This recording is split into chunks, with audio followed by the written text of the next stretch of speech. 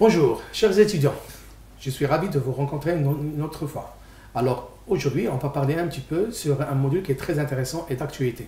C'est le module Mesures et évaluation en éducation. Alors, ce module, il est très intéressant dans la mesure, il va vous permettre à la fin d'être capable de comprendre les principes et les concepts des différents types d'évaluation pédagogique. Il s'agit d'un cours juste d'introduction. Vous ne serez pas des spécialistes. Si vous n'êtes pas, attendu de vous que vous deveniez des experts de l'évaluation ou des tests en pédagogie. Par contre, vous serez capable de mieux comprendre le processus d'évaluation, de mesure et de test, et vous serez aussi capable d'en mesurer à bien la planification de l'administration en fonction des principes établis et des pratiques efficaces. Aussi, lorsque vous aurez terminé, Inch'Allah, ce module, vous aurez aussi une nouvelle perspective sur l'utilisation des résultats des évaluations, ce qui est important. Ça veut dire prendre des décisions et mettre les décisions ou l'analyse, l'interprétation des résultats des évaluations pour prendre une évaluation qui est efficace et efficiente. Alors, concernant le sommaire de notre cours, il va être intitulé de la sorte. Il va être présenté de la sorte. Premièrement, la première unité, on va parler un petit peu de tout ce que ça rapporte avec la définition de concept. On va parler un petit peu des définitions de mesures. On va parler de définition des tests, mais aussi on va parler de la définition de l'évaluation. La deuxième unité, elle sera un petit peu consacrée à la connaissance de l'évaluation en pédagogie. En quoi et comment elle est utilisée, quelle est la nature de cette évaluation, les types de l'évaluation, mais aussi les différentes étapes de cette évaluation. Une fois que cette unité sera finie, nous passons à une autre deuxième unité, qui est la classification et la sélection des tests. On va parler des classifications des tests, mais aussi comment sélectionner les tests les plus adéquats, les plus efficaces et efficients et qui peuvent répondre à notre évaluation. Bien sûr, ces tests demandent à mettre en place des instruments. Alors la quatrième unité, elle sera consacrée à la conception du test, construction des items du test, conception et reproduction du test, mais aussi avoir la validité du test. Une dernière unité qui sera consacrée à l'analyse, l'interprétation et à l'utilisation des résultats. On va parler un petit peu de l'analyse d'une façon générale, comment se fait cette analyse. On va parler un petit peu de l'interprétation, comment sont interprétées les données qui relèvent de cette analyse, mais aussi en quoi est-ce que l'utilisation et l'exposé des résultats pourront être importants et sur lesquels on doit capitaliser pour prendre des décisions, pour prendre des décisions dans le domaine de l'éducation de façon générale. Alors, première chose, il est important de s'arrêter sur la définition des concepts. Et je crois qu'on ne peut pas nous investir sur la connaissance des différentes mesures, des différents tests, des différentes évaluations, si nous ne sommes pas d'accord, premièrement, sur le sens exact de ces concepts. Alors, le premier concept, c'est le concept de mesure. Alors, la mesure est le procédé par lequel est évalué jusqu'à quel point une personne ou un objet possède un trait spécifique. Par exemple, la qualité, un caractère ou une caractéristique bien précise. Alors, les mesures permettent une description plus objective en ce qui concerne les traits de caractère et facilitent les comparaisons. On va mesurer, bien sûr, pour voir quelles sont les spécificités de caractère de telle ou telle entité, mais aussi qui vont faciliter de faire la comparaison entre un état A et un état B, entre une situation A et une situation B, entre un programme A et un programme B, alors dans plusieurs situations. Alors, il faut admettre que, au moins théoriquement, toutes les choses peuvent être mesurées. On peut parler de l'acuité visuelle, on peut parler de la taille, on peut parler des programmes, on peut parler des volumes, on peut parler des populations, on peut parler des examens, on peut parler des fréquences, des profondeurs et toute autre chose qui est mesurable. Alors, dans le domaine de l'éducation, il est difficile d'avoir vraiment des mesures qui sont valides à 100%. Le principal problème est que, à l'exception de la mesure des caractéristiques physiques, comme la taille et le poids, toute mesure reste intacte. Il n'y a pas de critères ou de barème pour mesurer des traits comme l'intelligence, la réussite ou l'attitude. On verra bien qu'il y a beaucoup de tests qui sont mis en place, d'accord, pour mesurer un petit peu le degré d'intelligence, la créativité, l'attitude des personnes, mais tous les résultats ou le montage de ces mesures, il reste un petit peu relatif. Alors, l'évaluation de ces traits doit nécessairement se baser sur la déduction. Le problème est aggravé par le manque d'instruments qui sont bien validés.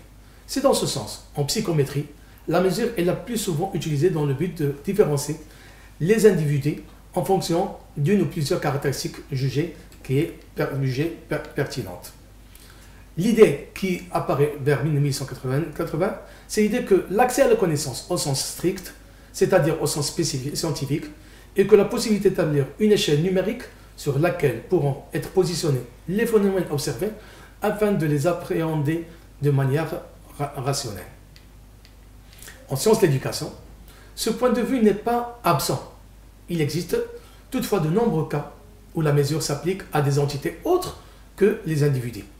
Alors, il y aura les items d'un test pour déterminer leur niveau de difficulté, les objectifs d'un programme de formation pour déterminer jusqu'à quel point ils sont maîtrisés par une population d'élèves, et les étapes d'un processus d'apprentissage pour déterminer aussi l'importance du progrès enregistré lorsqu'on passe de l'une à l'autre.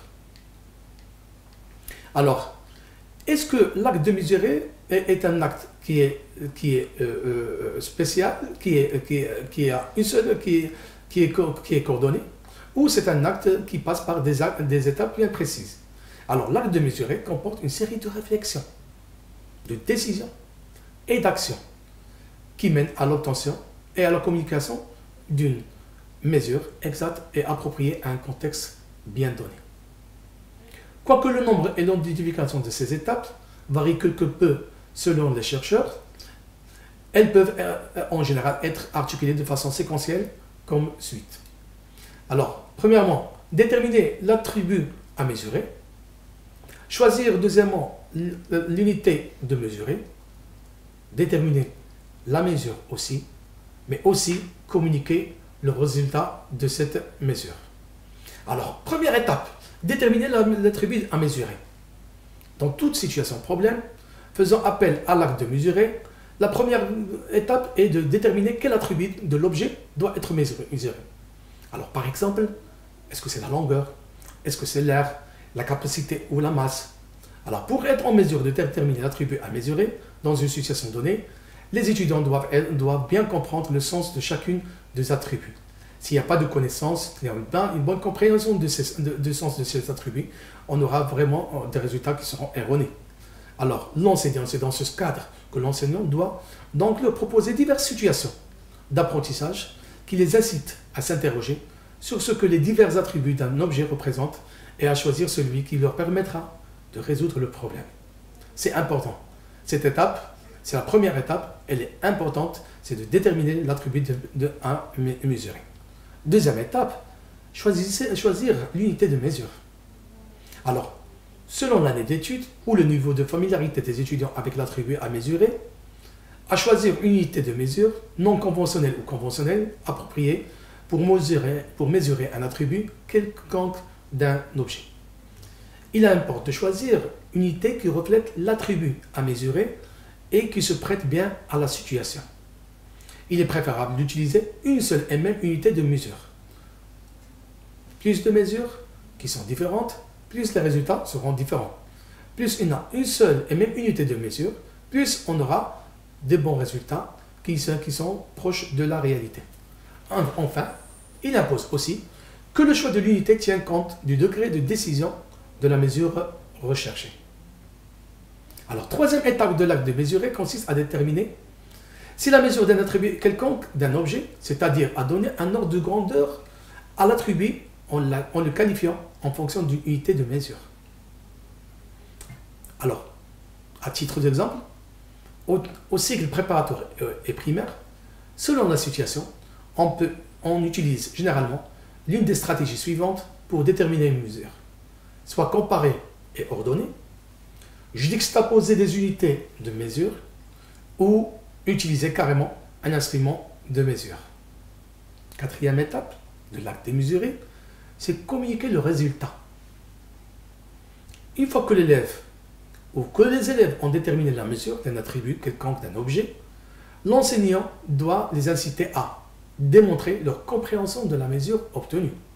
Ce n'est pas juste un acte de mesurer de façon générale et on va laisser la mesure comme ça. Mais il faut déterminer en quoi c'est comment les étudiants ont compris et comment ils ont compris la mesure et comment ils l'ont obtenue.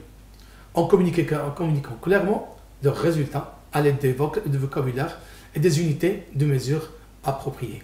Nous sommes dans le domaine de la recherche scientifique. Ça veut dire que les concepts que nous allons utiliser, ce sont des concepts qui relèvent de tout ce qui est du domaine académique et universitaire et qui s'inscrit dans le domaine de la recherche scientifique. Alors, nous devons utiliser des concepts qui relèvent et des vocabulaires et des unités de mesure qui sont appropriées dans ce sens. Alors, on a parlé un petit peu de la mesure. Maintenant, on va parler des tests. Tout le monde parle des tests. Tests de psychométrie, tests d'intelligence, tests d'aptitude. Il y a plusieurs sortes de tests. Mais est-ce que vraiment nous avons une idée, c'est quoi un test? Et que, bien sûr, un test, c'est en 1916, Terman utilisa les travaux de Binet et on construisit le premier test d'intelligence mesurant le quotient intellectuel. Après la Seconde Guerre mondiale, les tests se généralisent au niveau international et relèvent de tous les domaines: santé, travail, éducation. Aujourd'hui, les tests bénéficient d'un franc succès et continuent de se développer grâce aux travaux de recherche de nombreux auteurs. C'est quoi un test? La définition, elle est importante. Un test est toute technique permettant de description quantitative ou typologique d'un individu placé dans une situation définie, par référence au comportement d'un ensemble d'individus placés dans les mêmes conditions, les mêmes situations. On va voir ça dans les unités suivantes, notamment quand on va parler de l'évaluation et l'utilisation des tests pour évaluer soit les aptitudes physiques, soit les aptitudes intellectuelles, soit les aptitudes d'intelligence ou d'autres. Un test en psychométrie est un instrument de mesure standardisé d'un phénomène ou d'un trait psychologique. Ça peut être l'intelligence, la personnalité, l'aptitude, la dépression ou d'autres domaines. Alors, il s'agit d'une mesure indirecte d'un trait psychologique, un échantillon de comportement ou d'attitude censé représenter des manifestations de ce trait est utilisé. La plus ou moins grande représentativité des manifestations choisies détermine la qualité de la mesure. Alors, nous avons plusieurs chercheurs qui se sont attelés sur la définition de tests. Alors, pour Pichot, un test mental est une situation expérimentale standardisée servant de stimulus à un comportement. Ce comportement est évalué par comparaison statistique avec celui d'autres individus placés dans la même situation, permettant ainsi de classer le sujet examiné soit quantitativement, soit typologiquement. Alors, nous avons parlé de la mesure, nous avons parlé du test, maintenant nous allons parler de l'évaluation. Alors, c'est quoi l'évaluation? Quelles sont les caractéristiques de l'évaluation? Quels sont les types d'évaluation? Quand est-ce qu'on utilise l'évaluation? Mais aussi, c'est quoi l'évaluation? Alors, l'évaluation est une partie intégrante de tous les systèmes d'éducation et ce, dans toutes les étapes. Elle permet aux éducateurs, aux professeurs, aux gestionnaires, aux chercheurs, aux décideurs et même à la communauté de se faire une idée de ce qui manque et de ce qui est accessible. L'évaluation peut être définie de deux manières, tout indépendant de ce que nous voulons obtenir à la fin de l'exercice. Elle est la collecte et l'analyse systémique des données afin de déterminer si les objectifs ont été atteints et dans quelle mesure ils ont été atteints et où sont en voie d'être atteints. Alors, l'évaluation est la collecte et l'analyse systémique des données afin de prendre des décisions. Alors, Nous, quand on parle de l'évaluation, on parle dans un processus qui s'étale dans le temps. Elle commence depuis le départ jusqu'à la fin. Elle concerne tout ce que ça rapporte, la collecte et l'analyse systémique des données, afin de déterminer les objectifs, s'ils sont atteints, et de faire de la comparaison dans ce qui a été prévu et ce qui a été réalisé. Dans la plupart des cas, l'évaluation veut répondre aux questions qui nécessitent un niveau d'évaluation. Des questions comme: est-ce que le programme scolaire en vaut la peine pour ce qu'il coûte? Est-ce que le nouveau programme d'études en lecture à l'essai est meilleur que le précédent? Est-ce que le plan qui a été mis en place dans le cadre académique répond aux besoins des apprenants, mais aussi des enseignants, mais aussi de l'institution en général? Est-ce que la personne, si on parle des individus, est-ce que les personnes X ou Y qui devraient être placées dans un programme pour les surdoués, ou ce sont des étudiants qui ont un niveau d'intellectuel qui est très élevé et qui peuvent intégrer d'autres modules de formation ou d'autres universités spécialisées ou d'autres formations spécialisées et qui pourraient répondre à leurs besoins et à leurs aspirations. Alors, pour obtenir des réponses aux questions précédentes, l'évaluation ne consiste pas uniquement à déterminer si quelque chose est bon ou mauvais. Loin de ça l'idée. C'est pas juste « ah c'est bon, on le prend, ah c'est mauvais, on ne le reprend pas ». La fonction et le but de l'évaluation est de déterminer la position actuelle de l'objet de l'évaluation. Alors, la position, est-ce que l'objet de l'évaluation, est-ce qu'on est content de cet objet? Est-ce que c'est un objet qui est efficace et efficient? Est-ce que c'est un objet qui répond aux besoins? Est-ce que c'est un objet qui répond à la conjoncture donnée? Donc, premièrement, c'est d'avoir déterminé la position actuelle. Alors, deuxième chose, c'est de comparer le statut avec un ensemble de normes ou de critères. Alors, il y a des critères qui sont déjà mis en place ou des normes qui sont mises en place. Donc, on va, à travers l'évaluation, on va faire les écarts, évaluer, comparer les écarts et évaluer est-ce que les résultats que nous avons eus répondent aux normes et critères qui sont précis, qui ont été déjà élaborés, où il y a une différence. Mais aussi, effectuer un choix afin de prendre une décision. Effectuer un choix, ça veut dire, c'est déterminer quel jugement que nous allons porter à cette évaluation, à cet objet d'évaluation. Et bien sûr, prendre un choix, ça veut dire prendre une décision. Une décision qui va nous dire, qui va nous guider, qui va nous permettre de capitaliser sur ce que nous avons eu comme information et d'enclencher une nouvelle étape, un nouveau processus dans un domaine bien déterminé. Alors, le but de l'évaluation, c'est de fixer maintenant l'évaluation, c'est un jugement qui est outillé en vue d'une prise de décision qui doit être éclairée, qui correspond à des buts et qui sont fixés a priori. À la fin du processus, il se peut qu'il y ait seulement deux choix ou une combinaison d'activités ou de programmes complexes conçus comme intervention pour la situation actuelle. En général, le processus d'évaluation, c'est un processus qui est dynamique, qui est étalé sur le temps, qui comporte la détermination des types de données qui doivent être collectées. C'est les types de données qui doivent être collectées. La détermination des personnes qui sont concernées par l'évaluation ou des groupes de personnes qui constitueront l'échantillon. Troisième chose, la collecte d'informations, l'analyse de cette information, des données et l'interprétation des données afin de prendre une décision finale. Il est crucial que les décisions soient basées sur une procédure valide. Car bien que toutes les décisions ne revêtent pas la même importance, chacune a une incidence directe ou indirecte sur les élèves. Plus une conséquence est importante, plus la décision est importante. Toutefois, chaque décision pédagogique devrait être prise logiquement et objectivement et devrait se baser sur les données les plus pertinentes et ce, dans la mesure du possible. À titre d'exemple, à titre d'illustration, nous avons dans une classe des enfants, des étudiants, qui ont des niveaux intellectuel qui est différent. Et peut-être dans la même classe, nous avons des personnes qui sont en situation d'handicap. Nous sommes dans l'éducation inclusive. Est-ce que toutes les personnes sont capables de suivre le même module, les mêmes informations, le même process, les mêmes explications, ou nous devons adapter notre programme à la spécificité de chaque échantillon, ou de chaque étudiant ou de groupe d'étudiants.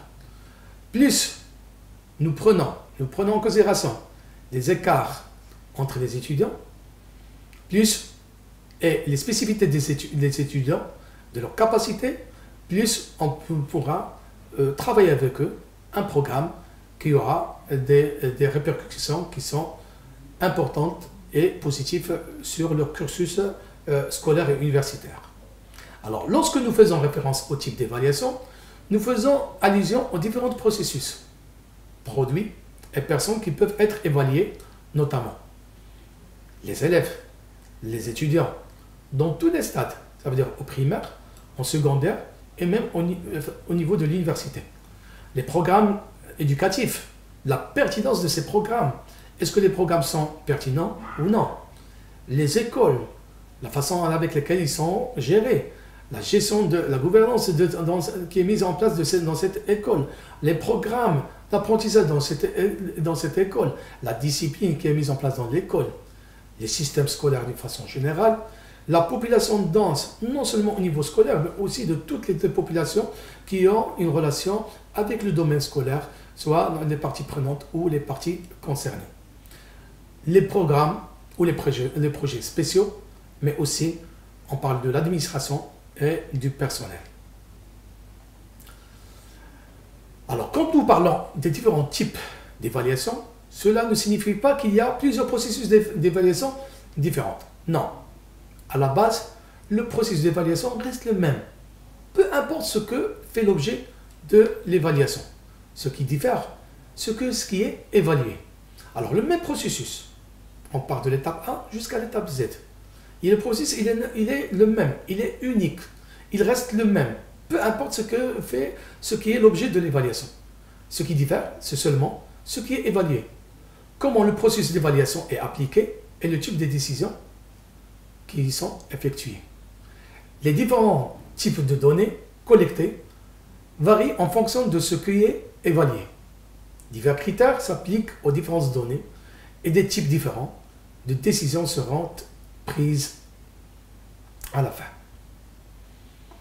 La réussite de l'élève, si on va prendre juste le type d'évaluation de la réussite de l'élève, la réussite est l'une des variables qui font l'objet d'une évaluation de l'élève.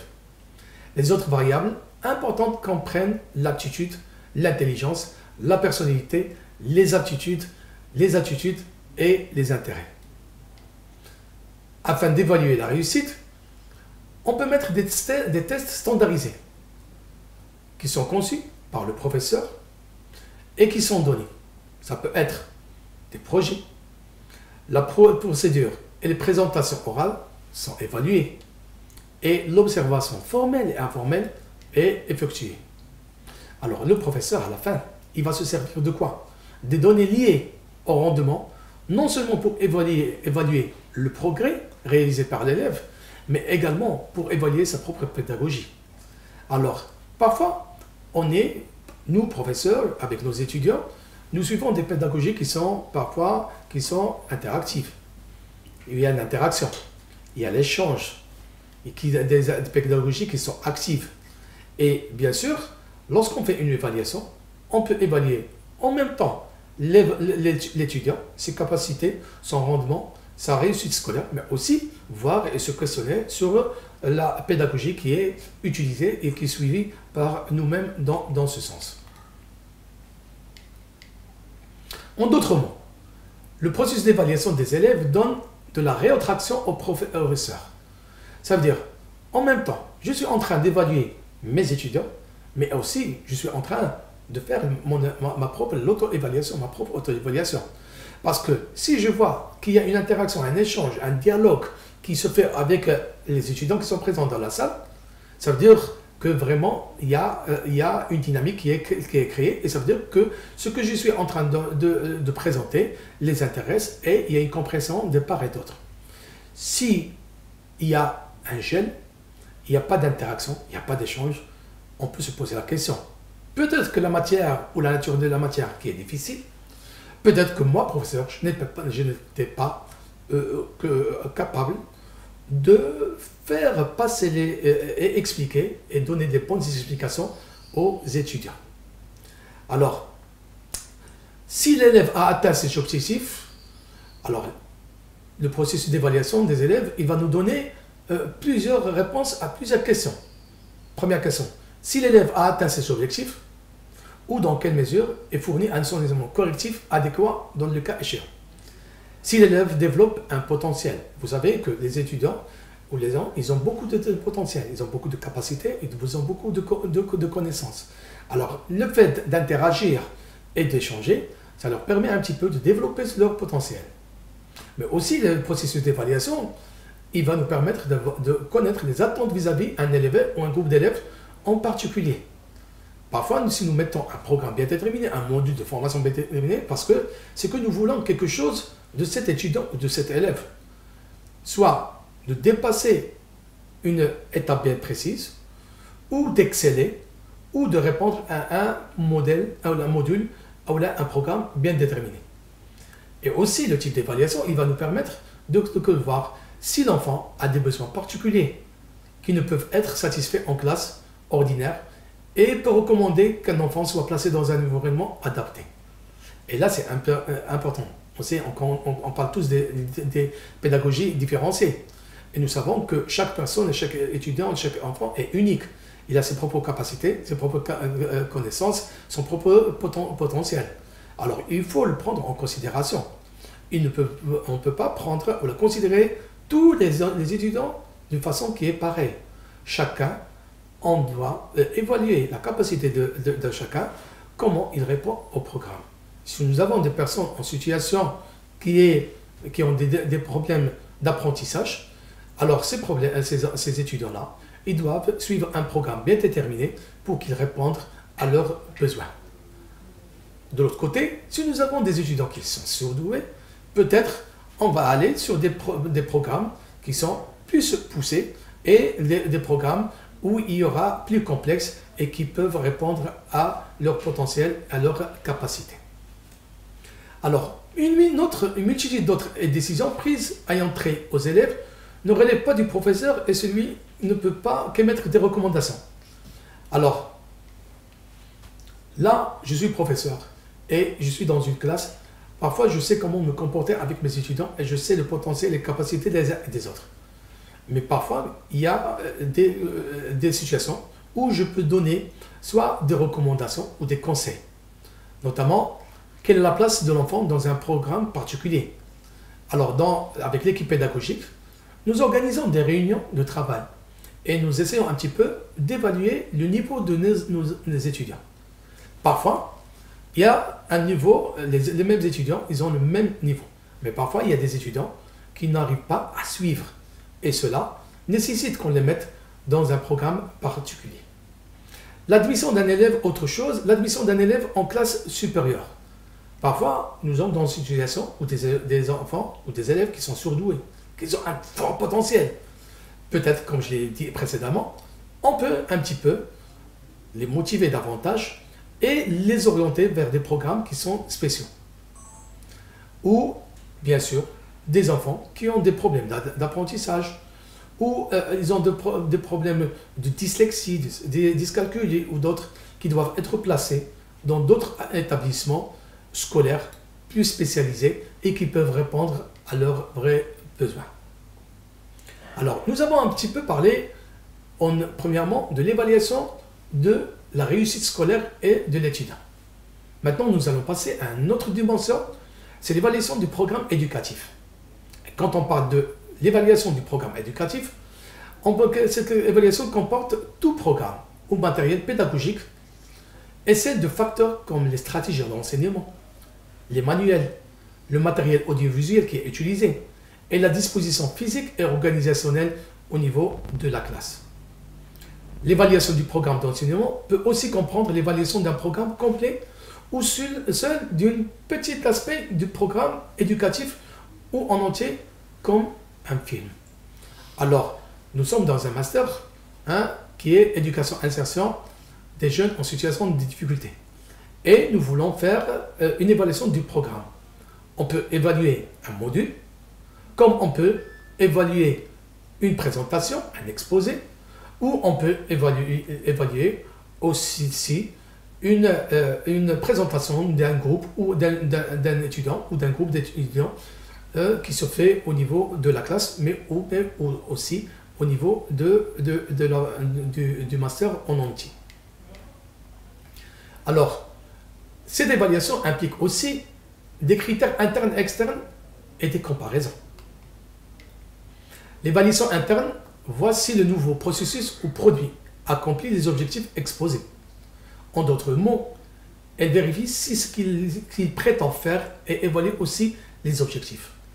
Alors, cette évaluation, qui est basée sur les internes, on va voir, est-ce que le nouveau processus qui est mis en place a atteint les objectifs qui ont été déjà tracés? Est-ce que nous sommes arrivés à atteindre les objectifs, le but qui a été tracé, ou nous devons fournir plus d'efforts?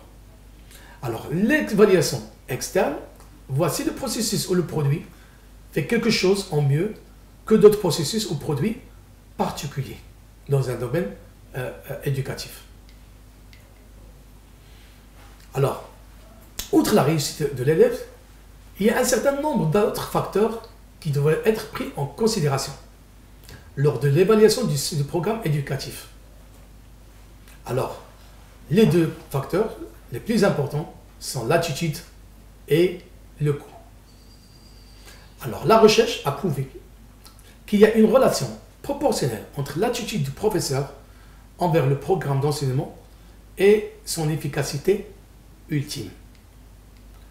Le principal problème lié à l'évaluation du programme est qu'il est très difficile de comparer équitablement l'efficacité d'un programme ou d'une approche avec d'autres programmes ou approches. Peut-être que c'est une approche ou un programme qui a été développé au niveau de notre faculté et qui a connu un franc succès. Et peut-être qu'il y a d'autres programmes qui se font dans d'autres facultés qui sont proches de ce programme et dont les résultats sont différents et même les objectifs qui sont différents. Donc, la comparaison est équitable, elle est un petit peu difficile. Alors, même si deux programmes traitent de la même discipline, ils peuvent posséder des objectifs très différents et trouver un test ou d'autres mesures qui ont la même justesse ou validité n'est pas une mince tâche. Peut-être que le programme, on va utiliser des tests d'évaluation de ce programme, que même dans d'autres facultés, ils vont utiliser d'autres programmes, ils vont utiliser d'autres tests et que les résultats seront différents. Il y a beaucoup de facteurs qui rentrent dans cette mesure. Alors, si un programme d'études doit être comparé à un autre, les objectifs de chacun doivent être examinés attentivement. Si on ne peut trouver aucune mesure qui s'applique adéquatement aux deux programmes, alors il faut en concevoir une nouvelle. Chaque programme, on va mettre un outil de mesure qui va évaluer le programme. Selon les spécificités du programme, la spécificité de l'objet et la nature du programme, d'accord, mais aussi de celui qui utilise le programme. Et si on ne trouve pas de mesure qui s'applique adéquatement à des programmes, alors il faut en concevoir un autre outil de mesure. Alors, l'évaluation du programme éducatif nous a permis de voir un petit peu que cette évaluation n'est pas une évaluation qui est facile, qui est complexe, qui demande la prise en considération de plusieurs facteurs, notamment de l'apprenant, notamment du programme lui-même, mais aussi d'autres facteurs internes et externes. Alors, si nous partons maintenant pour l'évaluation de l'école. Alors, l'évaluation d'une école tient compte de l'évaluation de la totalité de son programme d'éducation et comporte la collecte de données sur tous les aspects et du fonctionnement de l'école. Alors, l'école, ce n'est pas juste les salles, ce n'est pas juste l'administration. L'école, ce n'est pas juste les espaces d'interaction, ce n'est pas juste les classes, mais il y a beaucoup ce n'est pas juste aussi le programme d'éducation, mais il y a d'autres paramètres qui rentrent dans cette école. Alors, le but de l'évaluation de l'école est de déterminer dans quelle mesure les objectifs sont atteints et de cerner les points forts et faibles du programme entier. Alors, si nous optons pour une évaluation de l'école et du programme de l'école, alors on va faire une analyse, d'accord, de voir quels sont les points forts, les points faibles, mais aussi quelles sont les opportunités, mais aussi les menaces. Alors, chaque partie, elle est importante. Et plus nous avons des informations sur cette partie, plus nous pouvons concevoir ou atteindre un programme d'éducation qui est plus efficace et efficient.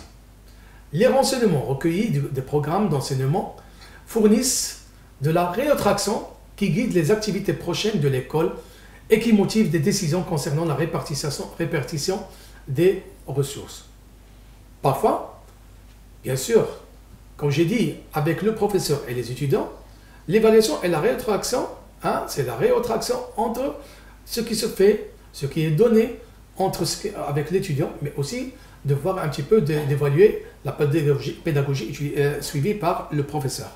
Aussi au niveau de l'école, c'est de voir un petit peu comment est-ce que les renseignements recueillis des programmes d'enseignement peuvent nous guider pour voir est-ce qu'on va maintenir les mêmes programmes ou on va prendre de nouveaux programmes ou diversifier les ressources qui sont mises à notre disposition.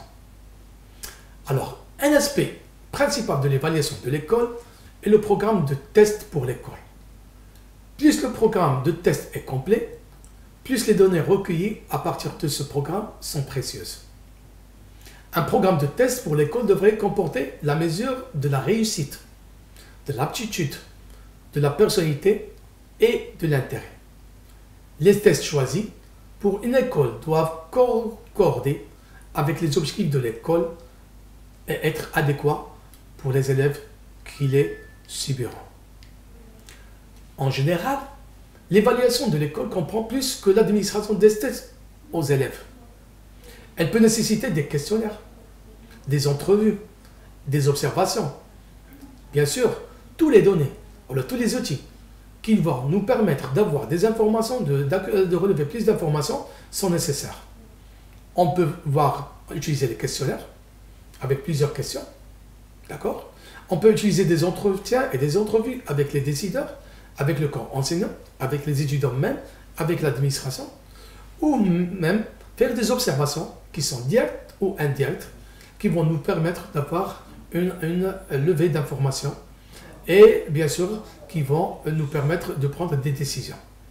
Alors, quel que soit les étudiants, soit le programme, soit les enseignants, les membres de la direction, les professeurs, les conseillers, ou d'autres personnes qui interagissent dans le domaine de l'école. Alors, une autre évaluation qui est aussi importante, on a parlé un petit peu de l'évaluation de la réussite scolaire. Nous avons parlé un petit peu de l'évaluation des programmes éducatifs. Nous avons parlé de l'évaluation de l'école. Mais aussi, on va parler maintenant de l'évaluation des populations denses. Alors, pas forcément la population dense, on ne parle pas seulement au niveau de l'école, mais on parle de toutes les parties prenantes et parties concernées qui interagissent dans le domaine universitaire et dans le domaine scolaire. Alors, l'évaluation de la position actuelle, cette évaluation des populations denses comporte l'évaluation de la position actuelle et les progrès éducatifs d'un grand nombre d'élèves, généralement répartis dans une grande région géographique. On ne va pas se limiter dans la région seulement de Rabat, mais peut-être qu'on va s'ouvrir sur d'autres régions bien déterminées, où nous allons nous concerter sur une région bien déterminée. Alors, les programmes d'évaluation couvrant tout un État sont généralement fondés sur l'idée que le système éducatif de l'État est responsable de la réalisation de certaines compétences fondamentales exigées chez les étudiants pour fonctionner efficacement dans notre société. Alors, l'évaluation couvrant tout un état comporte généralement l'évaluation d'un nombre minimum d'objectifs éducatifs et d'objectifs facultatifs qui nous servent de tests critériels et normatifs. Et on va parler un petit peu des tests critériels et on va parler des tests normatifs et on va donner bien sûr toute une explication les concernant. Alors, on va passer à une autre type d'évaluation. C'est l'évaluation de projets et de programmes particuliers. Les projets et les programmes particuliers comprennent tous les efforts concertés qui ne font pas partie, à vrai dire, des programmes d'éducation ordinaires. Généralement, ils sont modernes et la durée de leur existence varie en fonction de leur succès. Que cela soit exigé ou non, la tenue d'une évaluation est d'un intérêt primordial pour un projet ou un programme, étant donné qu'elle constitue la seule façon valide de vérifier son efficacité. Aussi, nous avons un autre type d'évaluation. C'est l'évaluation du personnel. Cette évaluation qui comporte l'évaluation de toute personne responsable, directement ou indirectement, des résultats pédagogiques, ça veut dire des professeurs, des gestionnaires, des conseillers, des orientateurs et d'autres. Alors, comme je l'ai bien dit précédemment, on a appris que ce secteur d'évaluation est très complexe et compliqué. En effet, il est difficile de déterminer les comportements qui doivent être évalués. Alors la meilleure façon et la meilleure solution au problème de l'évaluation du personnel est de collecter de nombreuses données juste provenant de sources très diversifiées dans la mesure du possible. Chers étudiants, j'ai essayé un petit peu de parler dans cette première unité, de vous donner un petit peu une définition des différents concepts que nous utiliserons dans tout ce module. Nous avons parlé un petit peu, donné la définition de mesure, nous avons donné la définition de test, nous avons aussi donné la définition de l'évaluation. Nous avons aussi parlé des différents types d'évaluation, alors notamment l'évaluation des programmes scolaires. Nous avons parlé de l'évaluation de l'école. Nous avons parlé aussi de l'évaluation des populations denses. Nous avons parlé aussi de l'évaluation de projets et de programmes particuliers. Et bien sûr, nous avons terminé notre présentation par une évaluation du personnel. La prochaine séance, Inch'Allah, sera consacrée pour parler un petit peu de quels sont les types d'évaluation. On va parler des trois formes de base de l'évaluation, notamment l'évaluation prédictive ou diagnostique, l'évaluation formative, mais aussi l'évaluation sommative. Mais on va parler d'autres types d'évaluation, comme l'évaluation, comme j'ai dit, formative, sommative. On va parler un petit peu de l'évaluation épistée. Nous allons parler aussi de l'évaluation critériée. Nous allons parler aussi de l'évaluation certificative. Nous allons parler aussi de l'évaluation normative. Alors, toutes ces évaluations et types d'évaluation seront le module ou seront la matière sur laquelle nous allons travailler la prochaine fois. À cet effet, je vous demanderai, s'il vous plaît, de faire une petite recherche sur ces différents types d'évaluation, mais aussi de venir avec des propositions d'exemples et de cas concrets pour que l'on puisse mieux comprendre et appréhender ces différents types d'évaluation. Je vous remercie.